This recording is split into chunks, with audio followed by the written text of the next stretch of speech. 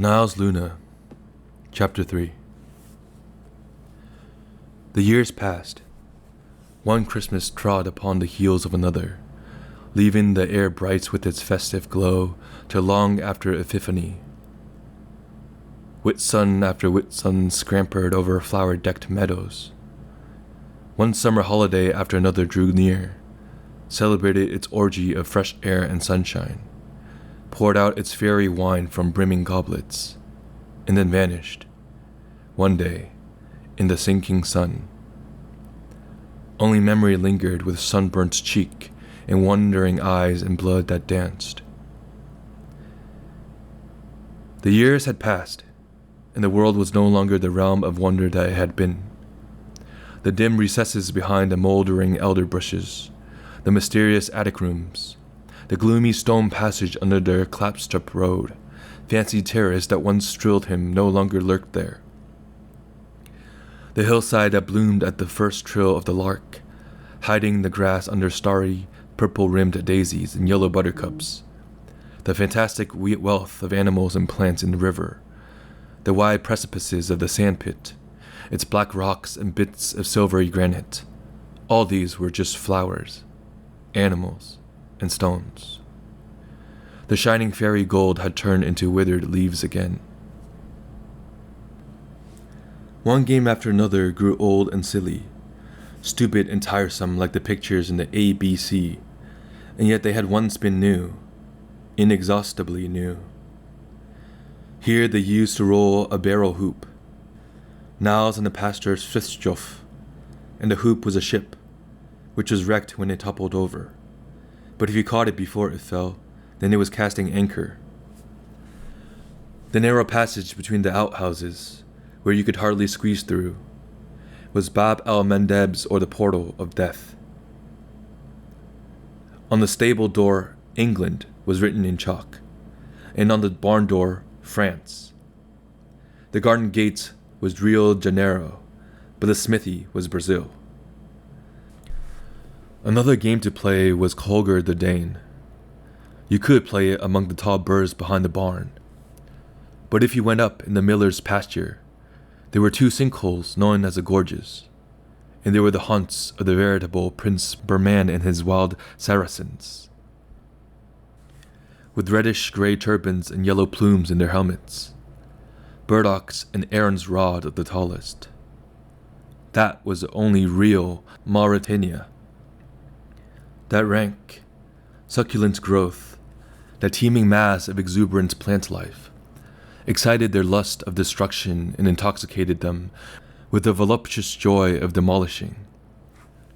The wooden swords gleamed with the brightness of steel, the green sap stained the blade with red gore, and the cut stalks squashing under their feet were Turks' bodies trampled under horses' hooves with the sound as of bones crunched in flesh. Sometimes they played down by the fjord. Mussel shells were launched as ships, and when the vessel got stuck in a clump of seaweed or went aground on a sandbank, it was Columbus in the Sargasso Sea or the discovery of America. Harbors and mighty embankments were built. The Nile was dug out in the firm beach sand, and once they made Guerra Castle out of pebbles. A tiny dead fish in an oyster shell was a corpse of Tove, and there were King Vladimir who sat sorrowing by her side. But this was all past. Niels was quite a lad now, 12 years old, nearing 13, and he no longer needed to hack thistles and burdocks in order to feed his nighty fantasies, any more than he had to launch his explorer's dreams in the mussel shell. A book in a corner of the sofa were enough for him now, and if the book refused to bear him to the coast of his desires, he would hunt up Frithjof and tell him the tale which the book would not yield.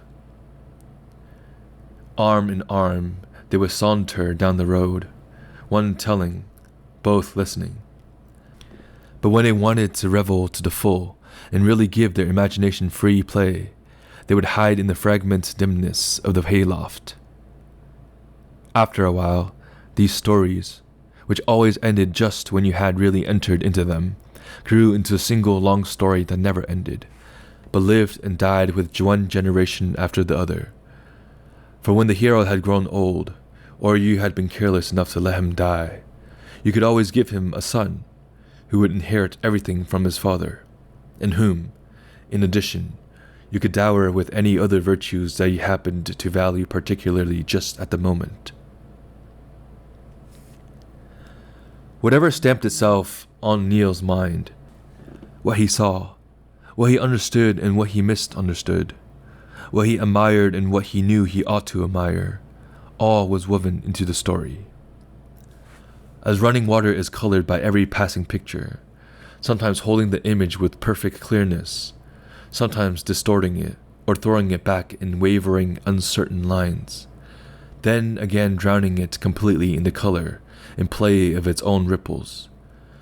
So the lad's story reflected feelings and thoughts, his own and those of other people, mirrored human beings and events, life and books, as well as it could. It was a play life, running side by side with real life. It was a snug retreat where you could abandon yourself to dreams of the wildest adventures. It was a fairy garden that opened at your slightest nod and received you in all its glory, shutting out everybody else. Whispering palms closed overhead, flowers of sunshine and leaves like stars on vines of coral spread at your feet, and among them 1,000 paths led to all the ages and the climes. If you followed one, it would lead you to one place, and if you followed another, it would lead you to another place, to Aladdin and Robinson Crusoe, to Volunder and Henrik Magnard, to Niles Klim and Mungo Park, to Peter Simple and Odysseus. In the moment you wished it, you were home again. About a month after Niles' 12th birthday, 2 new faces appeared at Longborgard. One was that of the new tutor. The other was that of Adele Luna. The tutor, Mr. Bigham, was a candidate for orders and was at the threshold of the 40s. He was rather small, but with a stocky strength like that of a workhorse. Broad-chested, high-shouldered, and slightly stooping. He walked with a heavy, slow, deliberate tread, and moved his arm in a vague, expressionless way that seemed to require a great deal of room. His high, wide forehead was flat as a wall, with 2 perpendicular lines between the eyebrows. The nose was short and blunt, the mouth large with thick, fresh lips. His eyes were his best feature, light in color, mild and clear. The movements of his eyeballs showed that he was slightly deaf. Nevertheless, he loved music and played his violin with passionate devotion. For the notes, he said, were not only heard with the ears, but with the whole body, eyes, fingers, and feet. If the ear failed sometimes, the hand would find the right note without its aid, by a strange, intuitive genius of its own. Besides, the audible tones were, after all, false, but he who possessed the divine gift of music carried within him an invisible instrument compared to which the most wonderful cremona was like the stringed calabash of the savage. On this instrument the soul played. Its strings gave forth ideal notes, and upon it the great tone poets had composed their immortal works. The external music, which was born on the air of reality and heard with the ears, was nothing but a wretched simulation, a stammering attempt to say the unutterable. It resembled the music of the soul as a statue modeled by hands, carved with the chisel, and meted with a measure resembled the wondrous marble dream of the sculpture which no eye ever beheld and no lip ever praised. Music, however, was by no means Mr. Bigham's chief interest. He was first of all a philosopher, but not one of the productive philosophers who find new laws and build new systems. He laughed at their systems, the snail shells in which they dragged themselves across the immeasurable field of thought, fondly imagining that the field was within snail shell. And these laws of thought, laws of nature. Why, the discovery of a law meant nothing but the fixing of your own limitations. I can see so far and no farther, as if there were not another horizon beyond the first, and another, and yet another, horizon beyond horizon, law beyond law, in an unending vista.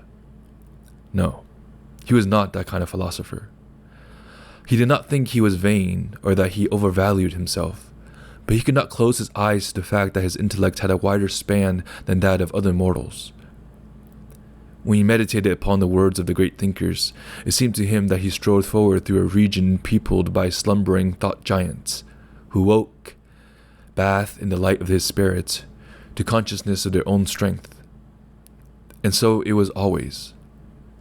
Every thought, mood, or sentiment of another person which was vouchsafed the privilege of awakening within him rose up with a sigh on his forehead, ennobled, purified, with wings strengthened, endowed with a power and a might that its creator had never dreamed of. How often had he gazed with an almost humble amazement on the marvelous wealth of his soul and the divine assurance of his spirit. For it would often happen that different days would find him judging the world and the things of the world from entirely divergent points of view, looking at them through hypotheses that were as far apart as night and morning. Yet these points of view and hypotheses, which he chose to make his own, never even for 1 second made him theirs, any more than the god who has taken on the semblance of a bull or a swan becomes a bull or a swan and ceases to be a god. And no one suspected what dwelt within him. All passed him by unseeing. But he rejoiced in their blindness and felt his contempt for humanity grow. A day would come when the light of his eye would go out, and the magnificent structure of his mind would crumble to the foundations and become as that which has never been, but no work from his hand. No, not a line would he leave to tell the tale of what had been lost in him. His genius should not be crowned with thorns by the world's misjudgment, neither should it wear the defiling purple cloak of the world's admiration. He exulted at the thought that generation after generation would be born and die, and the greatest men of all ages would spend years of their life in the attempt to gain what he could have given them if he had chosen to open his hand. The fact that he lived in such a humble fashion gave him a curious pleasure, simply because there was such a magnificent extravagance in using his mind to teach children, such a wild incongruity in paying for his time with mere daily bread, and such a colossal absurdity in allowing him to earn this bread upon the recommendation of poor, ordinary mortals who had vouched for him that he knew enough to take upon himself the miserable task of a tutor, and they had given him none in his examination for a degree. Oh, there was rapture in feeling the brutal stupidity of an existence that cast him aside as poor chaff and valued as golden grain the empty husks, while he knew in his own mind that his lightest thoughts was worth a world. Yet there were other times when the solitude of his greatness weighed upon him and depressed him. Ah, how often, when he had communed with himself in sacred silence, hour after hour, and then returned again to consciousness of the audible, visible life around him, had he not felt himself a stranger to its paltriness and corruptibility. Then he had often been like the monk who listened in the monastery woods to a single trill of the paradise bird, and, when he came back, found that a century had died.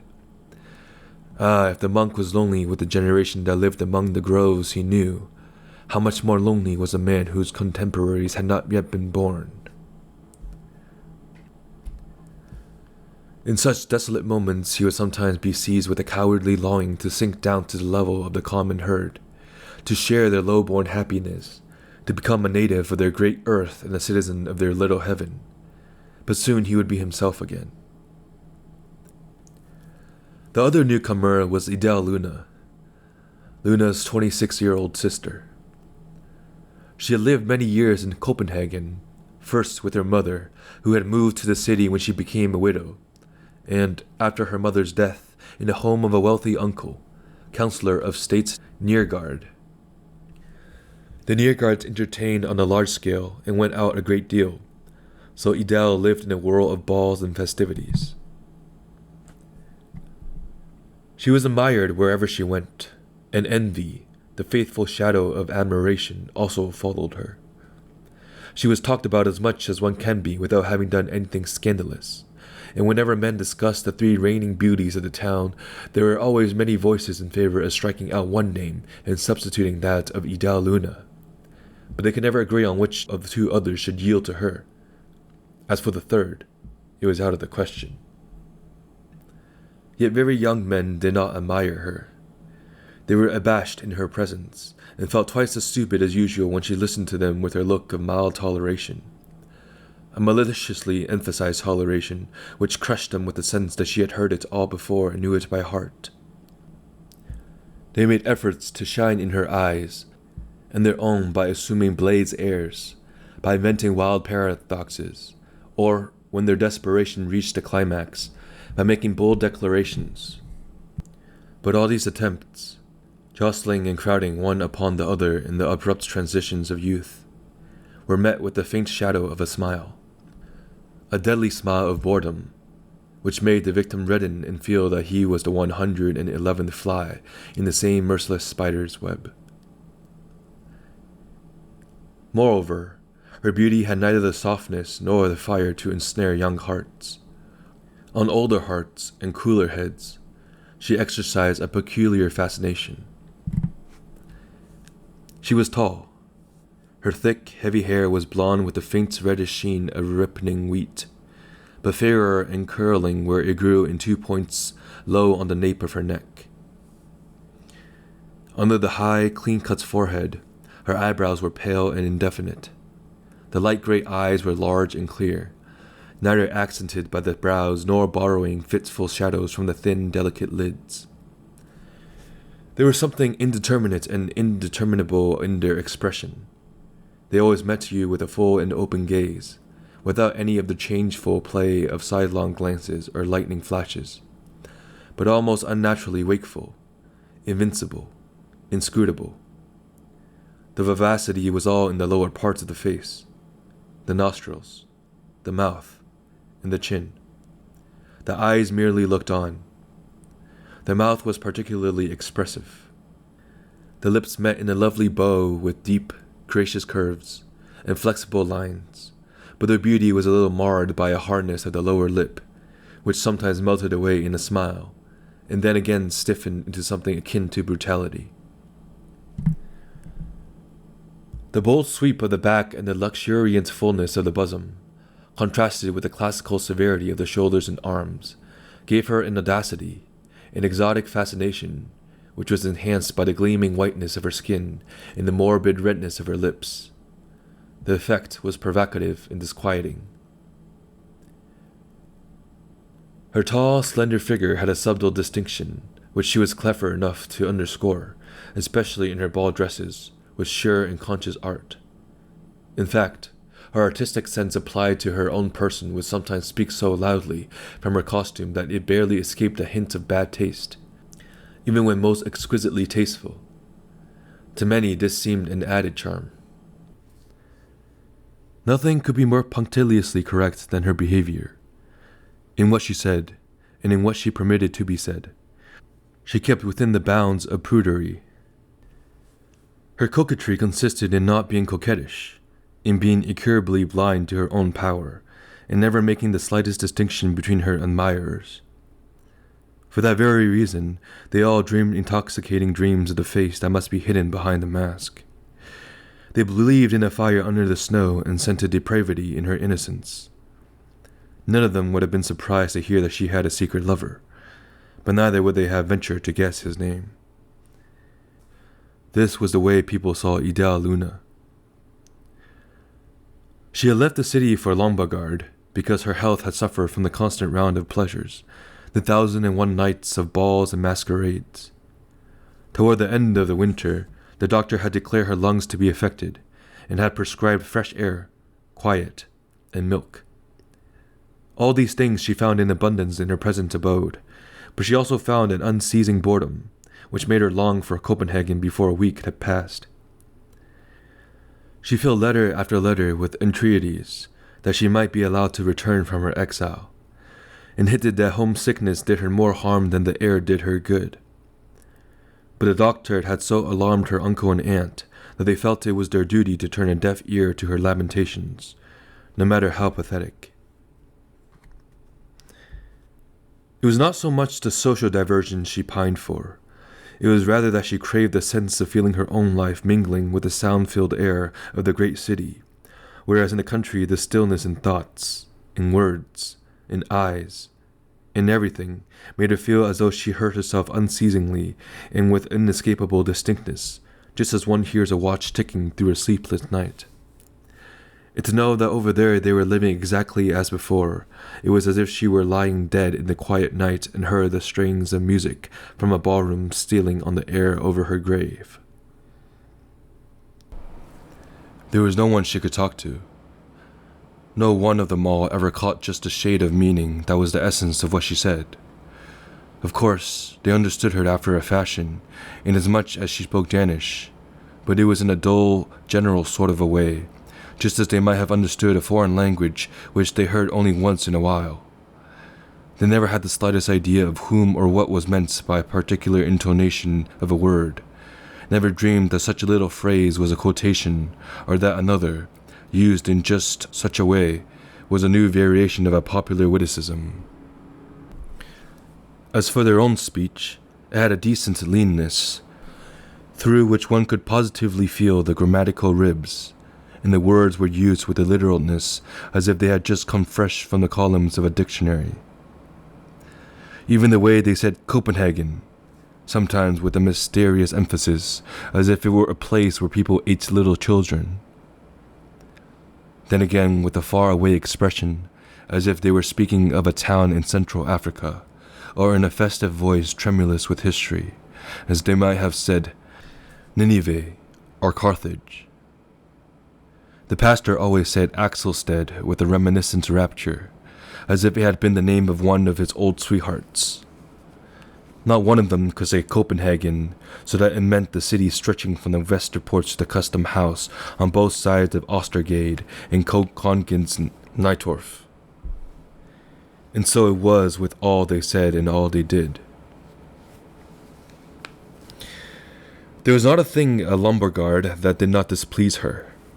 These mealtimes regulated by the sun, this smell of lavender in chests and presses, these Spartan chairs, all these provincial pieces of furniture that stood shrinking against the walls as if they were afraid of people.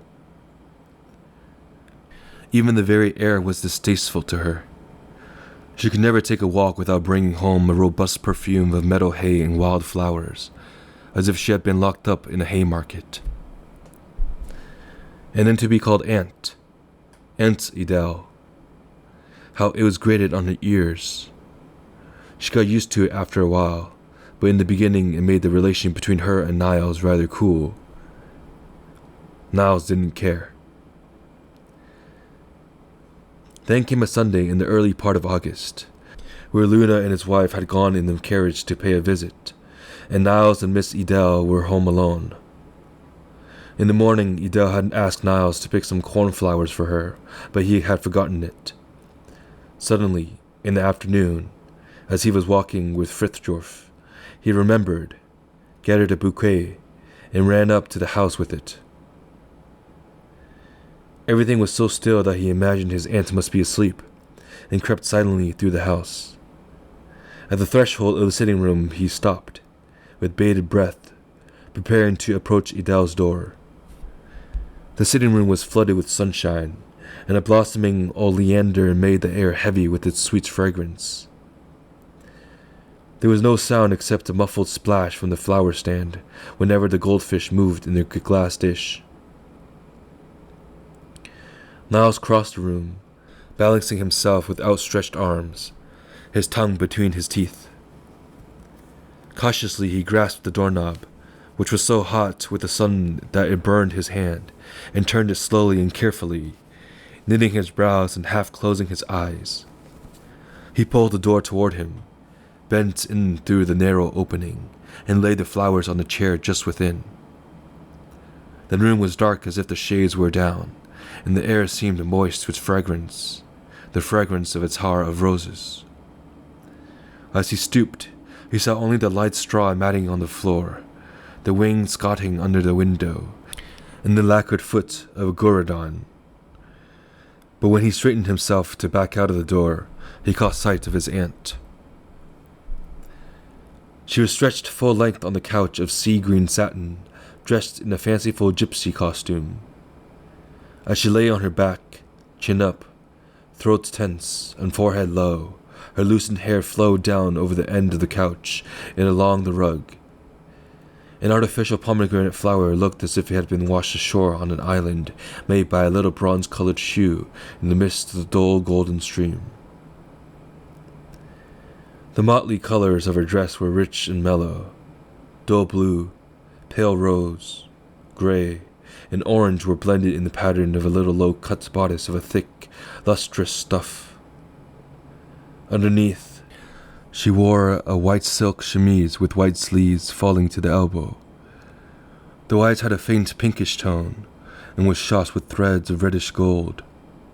Her skirt of pansy-colored velvet without any border was gathered loosely around her and slid down over the side of the couch in slanting folds.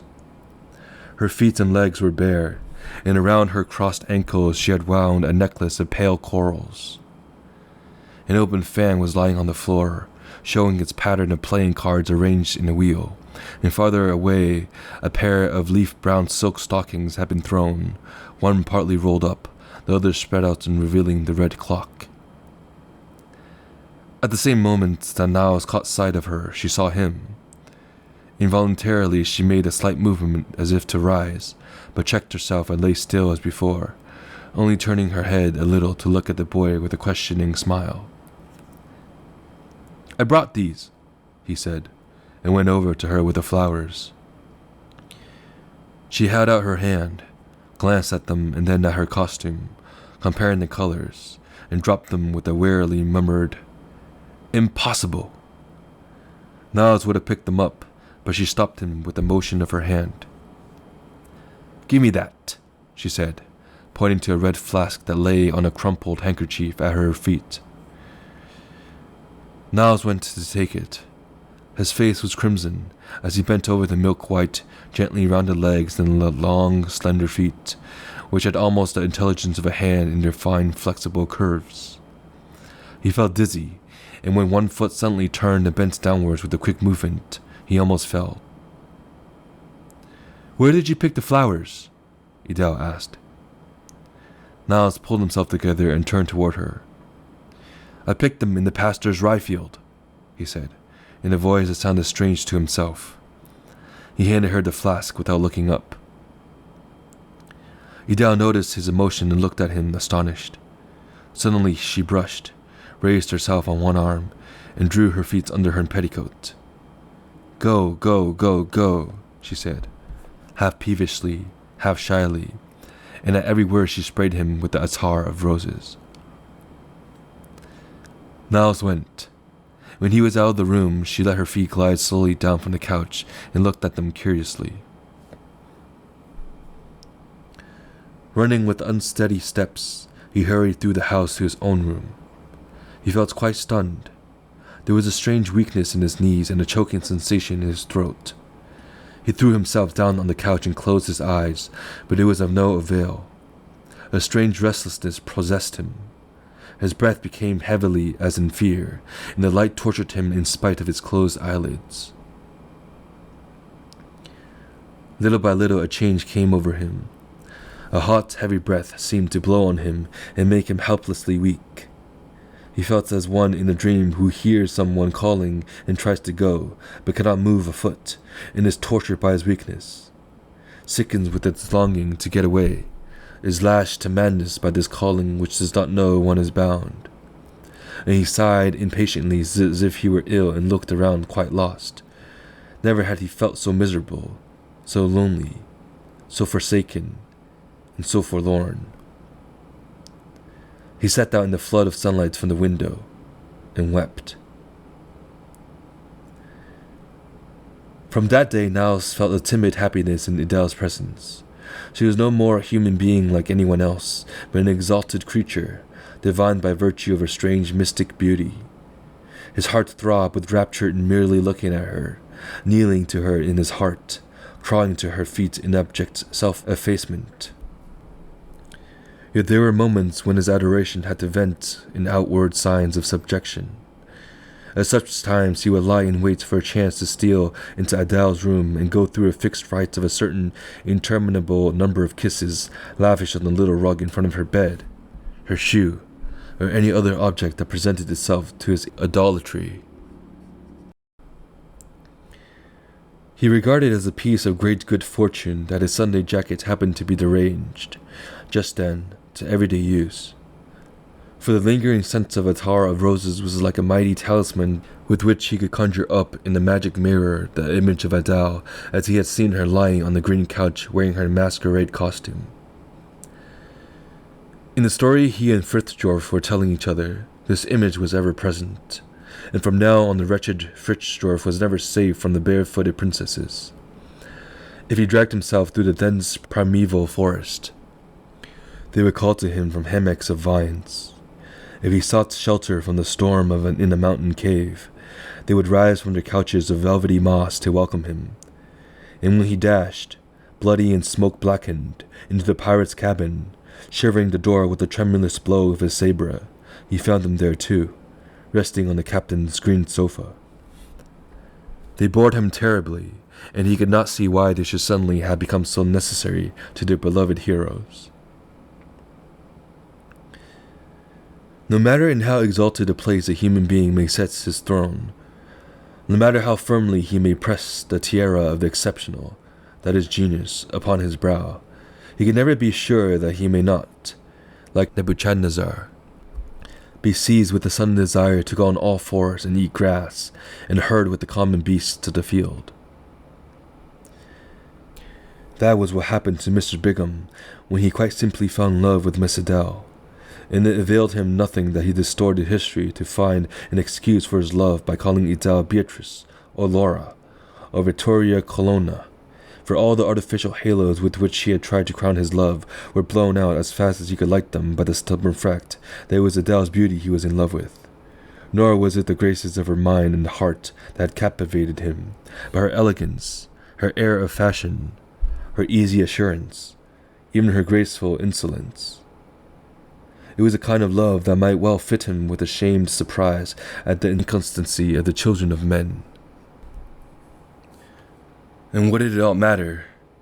Those eternal truths and makeshift lies that were woven ring in ring to form the heavy armor he called his principles. What were they against his love? If they really were the strength and marrow and kernel of life, then let them show their strength. If they were weaker, let them break. If stronger, but they were already broken, plucked to pieces like the mesh of rotten threads they were.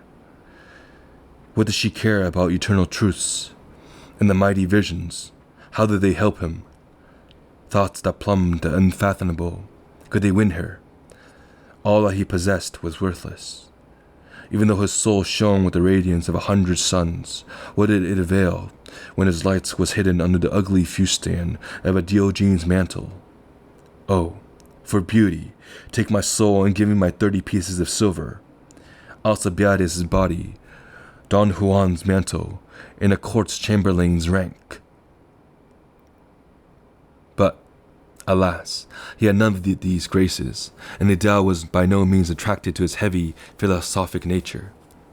His habit of seeing life in barbarously naked abstractions gave him a noisy dogmatism, an unpleasant positiveness that jarred her like a misplaced drum in a concert of soft music. The strained quality of his mind, which always seemed to knit its muscles and strike an attitude before every little question, like a strong man about to play with iron balls, seemed to her ridiculous. He irritated her by his censorious morality, which pounced on every lightly sketched feeling, indiscreetly tearing away its incognito, rudely calling it by name, just as they were about to flit past him in the course of conversation. Bigham knew very well what an unfavorable impression he made, and how hopeless his love was. But he knew it as we know a thing when we hope with all the strength of our soul that our knowledge is false. There is always the miracle left, And though miracles do not happen, they might happen. Who knows? Perhaps our intelligence, our instinct, our senses, in spite of their daylight clearness, are leading us astray.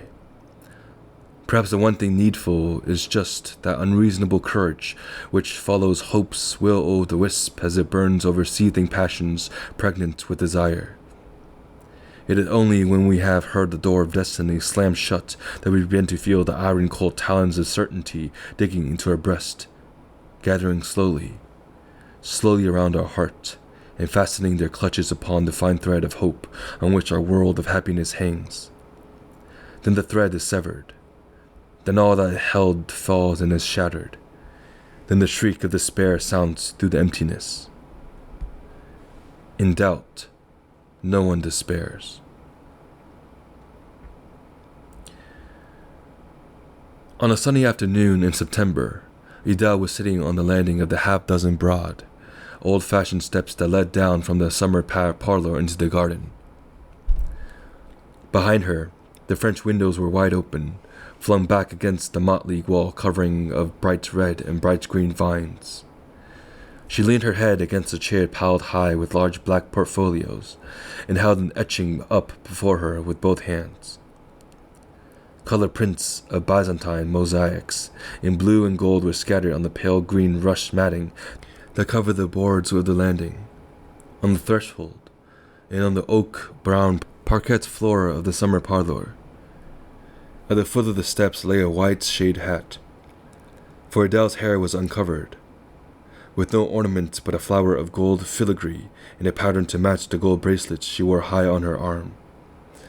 Her white dress was a semi-transparent stuff with narrow silky stripes. It had an edging of twisted orange and black chenille and tiny rosettes in the same two colors. Light silk mitts covered her hands and reached to her elbow. They were pearl gray like her shoes. The yellow sunlight was filtered through the drooping branches of an ancient ash. It pierced a cool dimness, forming distinct lines of light, powdering the air with gold dust, and painting the steps, the wall, and the doors with spots of light, spots of sun upon spots of sun, like a perforated shade. Through the tracery of shadow, each color rose to meet the light. White from Adele's dress, blood red from crimson lips, amber from yellow blonde hair, and 100 other tints round about, blue and gold, oak brown, glitter of glass, red and green. Idel dropped the etching and looked up despondently, her eyes expressing the silent plaint she was too weary to give vent to in a sigh. Then she settled down again as if to shut out her surroundings and withdraw within herself. Just then Mr. Bigham appeared. Adele looked at him with a drowsy blinking like that of a child who is too sleepy and comfortable to stir, but too curious to shut its eyes. Mr. Bigham wore his new beaver hat. He was absorbed in his own thoughts, and gesticulated with his tomback watch on his hand, until the thin silver chain threatened to snap. With a sudden, almost vicious movement, he thrust the watch deep down into his pocket, threw back his head impatiently, caught the lapel of his coat in a peevish grasp, and would have gone on with an angry jerk of his whole body, his face darkened by all the hopeless rage that boils in a man when he is running away from his own tormenting thoughts, and knows that he runs in vain. Idele's hat, lying at the foot of the steps and shining white against the black earth of the walk, stopped him in his flight. He picked it up with both hands, then caught sight of Adele, and as he stood trying to think of something to say, he held it instead of giving it to her. Not an idea could he find in his brain. Not a word would be born on his tongue, and he looked straight ahead with a stupid expression of arrested profundity. "It is a hat, Mr. Bigham," said Adele carelessly, to break the embarrassed silence. "Yes," said the tutor eagerly, delighted to hear her confirm a likeness that had struck him also. But the next moment he blushed at his clumsy answer. "It was lying here," he added hurriedly. "Here on the ground, like this. Just like this. and he bent down to show where it had lain with the inconsequential minuteness born of his confusion. He felt almost happy in his relief at having given some sign of life, however futile. He was still standing with the hat in his hand. "Do you intend to keep it?" asked Edel. Bigham had no answer to that. "I mean, will you give it to me?" she explained. Bigham came a few steps nearer and handed her the hat. "Miss Luna," he said, you must not think. I beg you to let me speak. That is, I am not saying anything, but be patient with me. I love you, Miss Luna, unutterably. Beyond all words, I love you. Oh, if language held a word that combined the cringing admiration of the slave, the ecstatic smile of the martyr, and the gnawing homesickness of the exile. With that word I could tell you my love. Oh, listen to me. Do not thrust me away yet. Do not think that I am insulting you with an insane hope. I know how insignificant I seem in your eyes, how clumsy and repulsive. Yes, repulsive. I am not forgetting that I am poor. You must know it, so poor that I have to let my mother live in a charitable institution. And I can't help it. I am so miserably poor. Yes, Miss Luna, I am only poor servant in your brother's house, and yet there is a world where I am ruler, powerful, proud, rich, with a crown of victory, noble by virtue of the passion that drove Prometheus to steal the fire from the heaven of the gods. There I am brother to all the great in spirit, whom the earth has borne, and who will bear the earth. I understand them as none but equals understand one another. No flight that they have flown is too high for the strength of my wings. Do you understand me? Do you believe me? Oh, don't believe me. It isn't true. I am nothing but the cobalt figure you see before you. It is all past. For this terrible madness of love has paralyzed my wings. The eyes of my spirits have lost their sight. My heart is dried up. My soul is drained to the bloodless poltroonery. Oh, save me from myself, Miss Luna. Don't turn away in scorn. Weep over me. Weep. It is Rome burning. He had fallen to his knees on the steps, wringing his hands. His face was blanched and distorted. His teeth were clenched in agony. His eyes drowned in tears. His whole body shook under the suppressed sobs that were heard only as a gasping for breath. "Control yourself, Mr. Bigham," she said in a slightly too compassionate tone. "Control yourself. Don't give way so. Be a man. Please get up and get down to the garden a little while and try to pull yourself together." "And you can't love me at all?" groaned Mr. Bigham almost inaudibly. "Oh, it's terrible. There is not a thing in my soul that I wouldn't murder and degrade if I could win you thereby. No. Even if anyone offered me madness and I could possess you in my hallucinations, then I would say, take my brain, tear down its wonderful structure with rude hands, break all the fine threads that bind my spirits to the resplendent, triumphal chariots of the human mind, and let me sink in the mire of the physical, under the wheels of the chariot, and let others follow the shining paths that came into the light.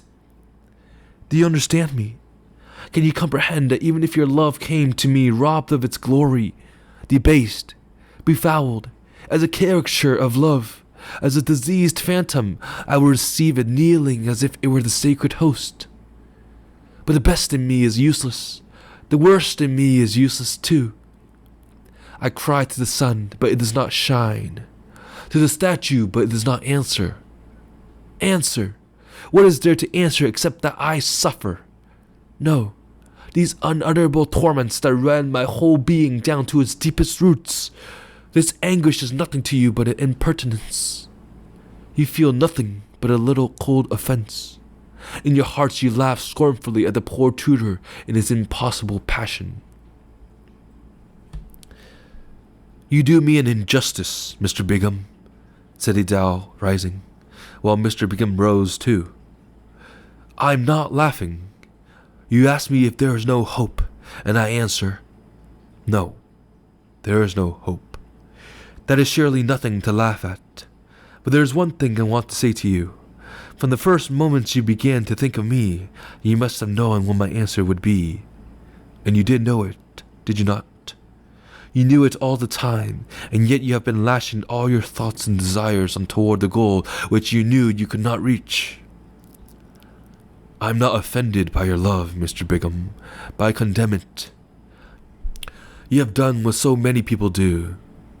They close their eyes to the realities and stop their ears when life cries no to their wishes. They want to forget the deep chasm fate has placed between them and the object of their ardent longing. They want their dreams to be fulfilled, but life takes no account of dreams. There isn't a single obstacle that can be dreamed out of the world, and in the end we lie there crying at the edge of the chasm, which hasn't changed and is just where it always was. But we have changed, for we have let our dreams goad all our thoughts and spur all our longings to the very highest tension. The chasm is no narrower, and everything in us cries out with longing to reach the other side. But no, always no, never anything else. If we had only kept a watch on ourselves in time, but now it is too late. Now we are unhappy. She paused almost as if she woke from a trance. Her voice had been quiet, groping, as if she were speaking to herself, but now it hardened into cold aloofness. I cannot help you, Mr. Brigham. You are nothing to me of what you wish to be. But if that makes you unhappy, you must be unhappy. If you suffer, you must suffer. There are always some who have to suffer. If you make a human being your God and the ruler of your fate, you must bow to the will of your divinity. But it is never wise to make yourself gods, or to give your soul over to another. For there are gods who will not step down from their pedestals. Be sensible, Mr. Brigham. Your God is so small and so little worth your worship. Turn from it and be happy with one of the daughters of the land. With a faint little smile, she went in through the summer parlor, while Mr. Brigham looked after her, crestfallen. For another 15 minutes he walked up and down before the steps.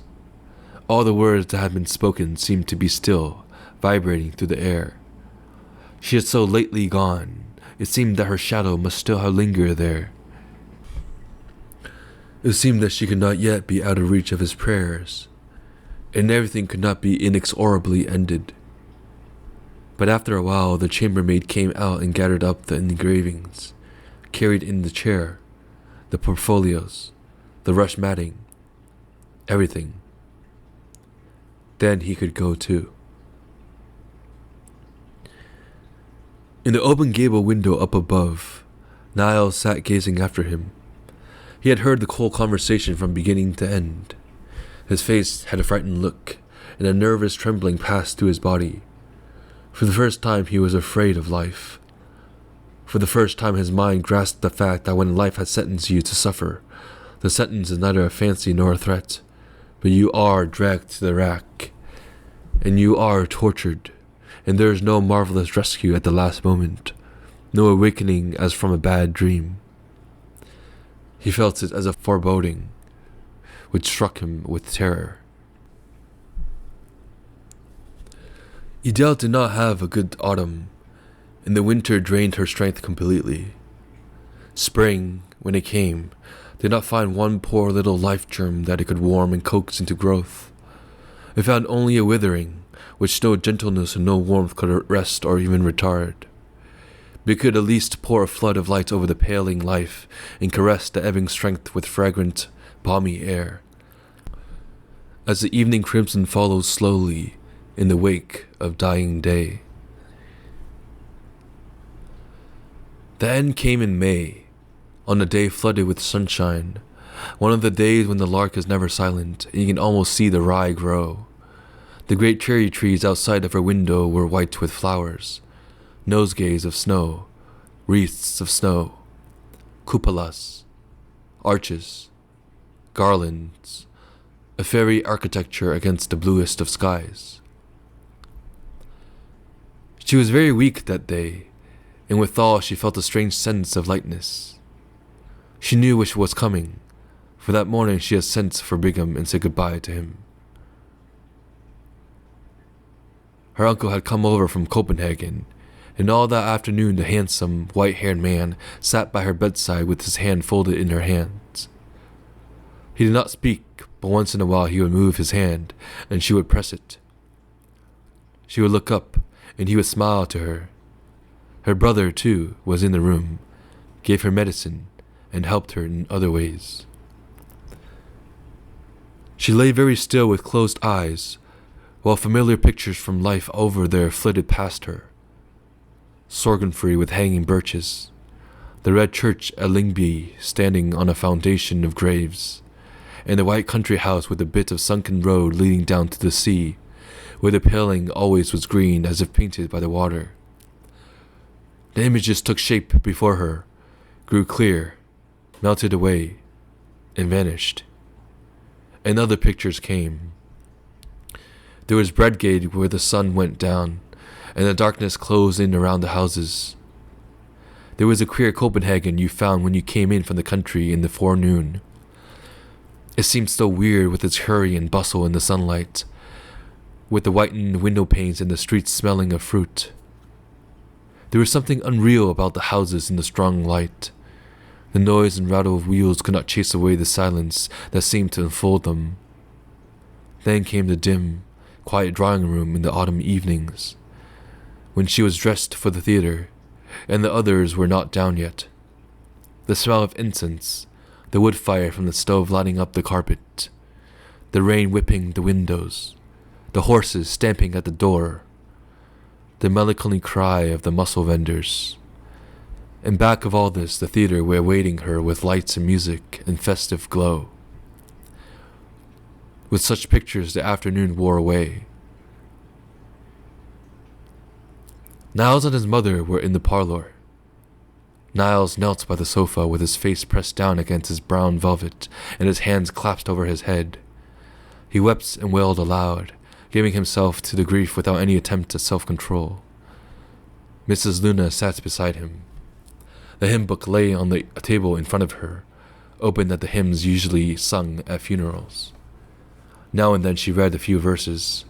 Sometimes she would bend down over her son to speak a word of soothing or chiding, but Niels would not be comforted, and she could not stop his weeping or the wild prayers born of his despair.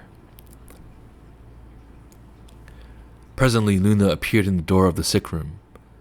He made no sign, but looked at them so solemnly that both rose and followed him in to his sister. He took them by the hand and led them to the bed. Idelle looked up and gazed at each one in turn, while her lips motioned for words. Then Lhyne took his wife over to the window and sat down there with her. Niels threw himself on his knees at the foot of the bed. He wept softly and prayed with clasped hands, eagerly and incessantly, in a low, passionate whisper. He told God that he would not stop hoping. "I won't let you go, Lord. I won't let you go before you have said yes. You mustn't take her away from us, for you know how we love her. You mustn't. You mustn't. Oh, I can't say, 'Thy will be done,' for your will is to let her die. But, oh, let her live. I will thank you and obey you. I will do everything I know you want me to do. I'll be so good and never offend you, if you will only let her live. Do you hear, God? Oh, stop and make her well before it's too late. I will, oh. What can I promise you? Oh, I'll thank you, never forget you, but oh, hear me. Don't you see she's dying? Don't you see she's dying? Don't you hear? Take your hand away. I can't lose her, God, I can't. Let her live. Won't you please? Won't you please? Oh, it's wicked of you."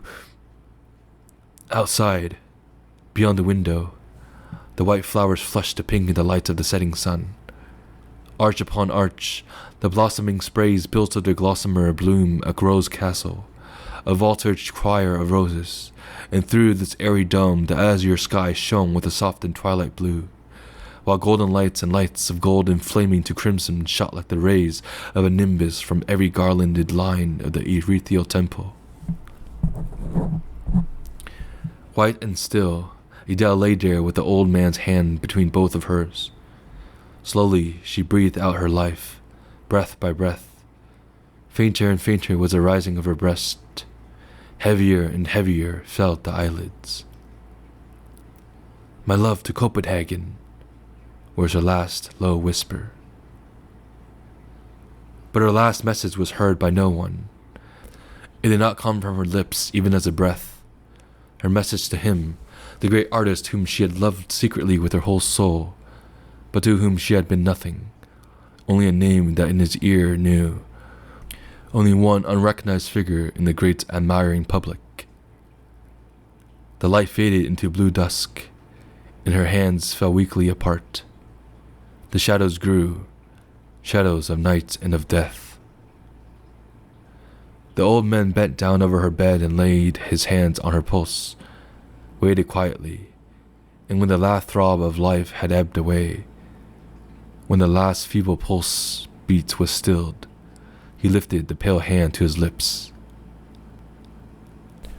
"Little Edel,"